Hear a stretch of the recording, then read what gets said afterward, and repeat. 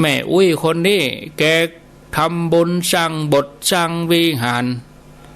สร้างวัดสร้างวาฮือตานแก่คนทั้งหลายตานเครื่องอุปโภคบริโภคเหมาะสมกับสมณะบริโภคสำหรับพระสงฆ์มีครั้งหนึ่งเทวดาเปิ้นก็บันดลบันดาลให้แม่อุ้ยคนนี้ได้หันวิมานอันเป็นทิพย์ได้หันอาหารเป็นทิพย์ปลายบ่ปอก็โอ้แม่อุ้ยนี่มีบริวารแวดล้อมรอคอยอยู่บนสวรรค์แล้วก็บอกแม่อุ้ยว่าอันนี้คือวิมานทิพย์ของอุ้ยเนออันนี้เป็นอาหารทิพย์เนออันนี้เป็นบริวารของอุ้ยเนอเมื่อแม่อุ้ยตายจากโลกมนุษย์แล้วของมูนี้จะเป็นของอุ้ยวิมานก็ดีอาหารก็ดีทุกสิ่งอย่างอันเป็นทิพย์เนี้ยจะเป็นของอุ้ยนะเทวดาก็หวังจะให้อุ้ยนี่ยินดีว่าเมื่อสิ้นลมหายใจแล้วจะได้มาอยู่อย่างอีแต่แม่อุ้ยนี่รู้สึกบ่ยินดีกับวิมานอันเป็นทิพย์บ่ยินดีในอาหารบ่ยินดีในบริวารอันเป็นทิพย์เพราะว่าแม่อุ้ยนี่เข้าใจพระธรรมหูซึ้งในพระธรรมพระพุทธเจ้าเป็นอย่างดีเพราะอย่างเพราะแม่อุ้ยนี่หันความบัดเตียงแม่อุ้ยหันว่าแม้แต่พรหมจันทร์สูงสุดอายุยาวนานถึง 84,000 มหากัปนะพระพุทธเจ้าท่านก็ยังฮ้องว่าท่านผู้มีอายุก็คือยังต้องเวียนว่ายแต่เกิดต่อไปเมื่อหมดอายุไขต้องจุติดับหรือว่าตายจากภพนั้นย้ายไปภพอื่นไปกำเนิดภพใหม่แม่อุ้ยนี่หันว่าความสุขนั้นเป็นสิ่งที่สามารถเปลี่ยนแปลงกลับมาเป็นทุกข์ได้แม่อุ้ยรู้ว่าบุญที่เปิ้นทำนั้นจะเป็นเครื่องนำไปสู่สวรรค์แม่อุ้ยนี่อาจจะได้เสวยสุขอยู่บนสวรรค์ชั่วอายุหนึ่งอาจจะสักประมาณ 2,000-5,000 ปีเนาะแต่เมื่อหมดอายุจากภพนั้นแล้วแม่อุ้ยนี่ก็กลัวว่าอาจจะได้มาเกิดเป็นมนุษย์ในสมัยที่บ่มีคำสอนเป็นยุคที่โลกมนุษย์มีแต่ความทุกข์ยากลำบากเป็นยุคที่บ่มีพระพุทธเจ้าเป็นยุคที่พระศาสนาครบ 5,000 ปีแล้ว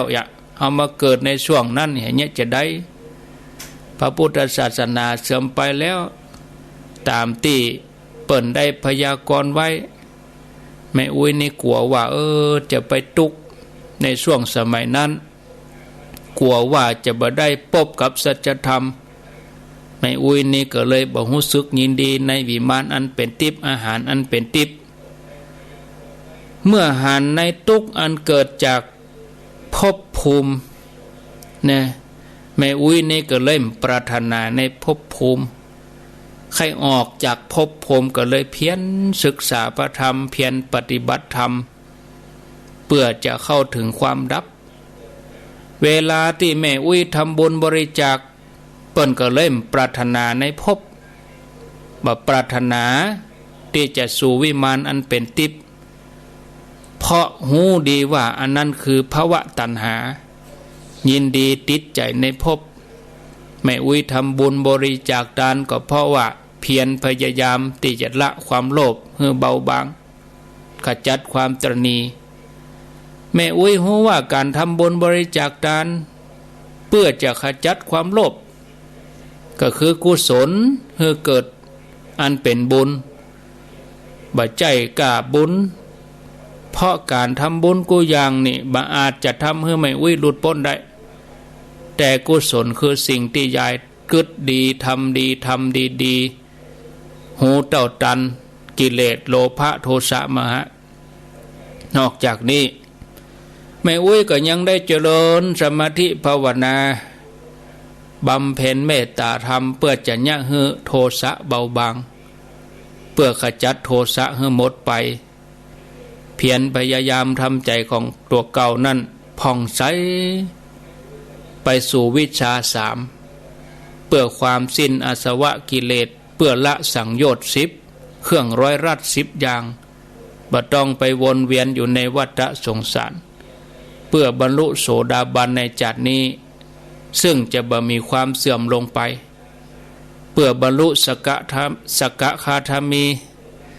เพื่อที่สุดมาก็จะได้สำเร็จเป็นอรหันต์บรรลุอนาคามีจัดนี้ซึ่งจะสำเร็จเป็นอรหันต์ในสวรรค์ชั้นพรหมสุทธาวาสก็บ่ต้องไปได้ปีกเกิดมาในโลกมนุษย์เฮานี่แถมเพราะจุดมุ่งหมายของแม่อุ้ยนั่นคือปรมัตถประโยชน์คือประโยชน์อย่างยิ่งนั่นคือนิพพาน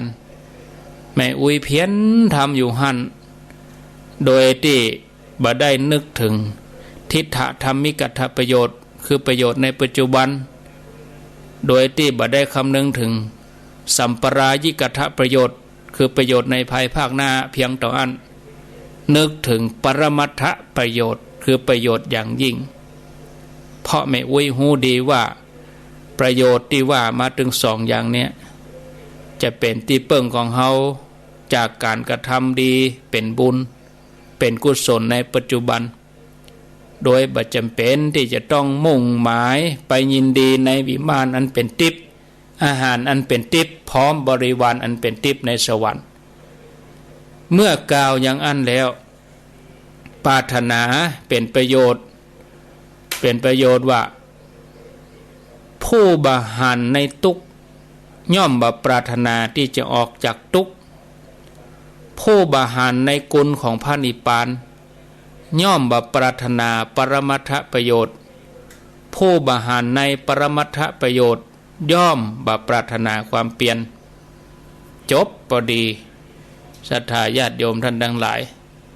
พอดีกับเวลา3:48 นาทีอ้าว